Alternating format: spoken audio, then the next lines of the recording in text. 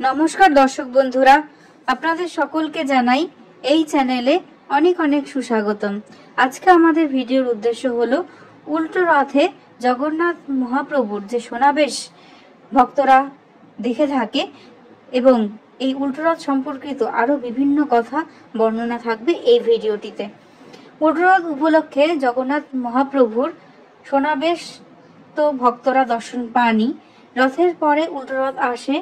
তবে রথের সমাপ্তি হয় কিন্তু এই উল্টো রথের মাধ্যমেই। এই উল্টো রথকে ঘিরে রয়েছে নানা উপাচার এবং কাহিনী। এই সময় জগন্নাথ দেবের সমাবেশ দেখতে উগ্রীব হয়ে থাকেন তার ভক্তরা। মাসির বাড়ি থেকে এবার ঘরে ফেরার সময় হয় প্রভু জগন্নাথ দেবের। আষাঢ় মাসের শুক্লা দ্বিতীয়া তিথিতে ধুমধাম করে রথে চেপে তিনি গিয়েছিলেন মাসির বাড়ি, অর্থাৎ গন্ডিচার বাড়ি। আর এই একাদশীতে ফিরবেন তার নিজের শ্রীমন্দিরে। গন্ডিচা মন্দির থেকে দক্ষিণে এর মুখে যাত্রা শুরু হবে, যেটাকে আমরা বলে থাকি পুনর্যাত্রা বা ফেরত যাত্রা। তাই এই যাত্রাকে অনেকেই দক্ষিণাভিমুখী যাত্রাও বলে থাকেন। স্থানীয়রা অনেকেই এই যাত্রাকে বহুদা যাত্রা বলেন, আর আমাদের সকলের কাছে তো সেটা উল্টো রথ।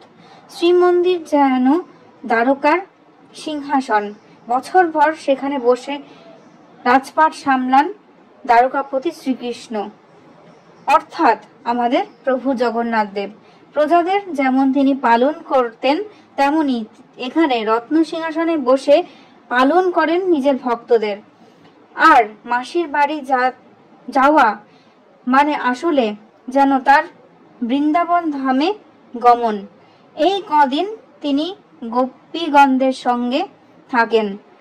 গন্ডিচা মন্দিরের শেষ 3 দিন তাকে নিয়ে আসা হয় রাসমণ্ডপে। গীত গোবিন্দম আবৃত্তি করে প্রভুর সন্তুষ্টি বিধান করা হয়। তাকে শ্রীকৃষ্ণ রূপে কল্পনা করে কৃষ্ণ এবং গোপীদের লীলার বর্ণনা করা হয়।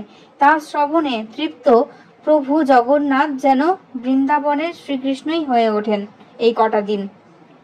বৈষ্ণবদের কাছে তাই গন্ডিচা মন্দিরই হয়ে ওঠে পবিত্র বৃন্দাবন ধাম। গন্ডিচা মন্দিরে প্রভু যখন অধিষ্ঠান করছেন তখন শ্রীলক্ষ্মী কিন্তু থাকেন মূল মন্দিরে। এই কদিন তার দেখা সাক্ষাৎ করার কোনো উপায় কিন্তু থাকে না। তো এইভাবেই কিন্তু এই প্রথাটা পালন হতে থাকে বছরের পর বছর ধরে। তবে মাসির বাড়ি থেকে এই যে ফিরে আসেন মূল মন্দিরে, সেটা কিন্তু সরাসরি তিনি ফিরতে পারেন না।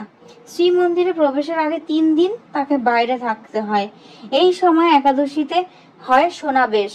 সারা শরীর সোনার আভরণে ভূষিত করা হয় তাকে।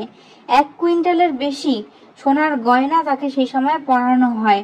সমাবেশে প্রভুর ডান হাতে থাকে সুদর্শন চক্র, বাম হস্তে থাকে রূপার শঙ্খ, বলভদ্রের 2 হাতে থাকে সোনার লাঙল এবং সোনার গদা। প্রভুর সমাবেশ দেখার জন্য কাতারে কাতারে মানুষের ভিড় কিন্তু হয়। সারা বছর ভর মানুষ অপেক্ষা করে থাকে এই দিনটিতে তার এই রূপ দেখার জন্য। আর ভাগ্যবানেরই কিন্তু এই জগন্নাথের এই রূপ দর্শন হয়। এছাড়া দ্বাদশীতে হয় অধরপনা এবং ত্রয়োদশীতে রসগোল্লা উৎসবের মাধ্যমে সমাপন হয় রথযাত্রার। এই রসগোল্লা উৎসব সম্পর্কিত সমস্ত তথ্য আরেকটি ভিডিওতে আপনাদের সামনে নিয়ে আসব।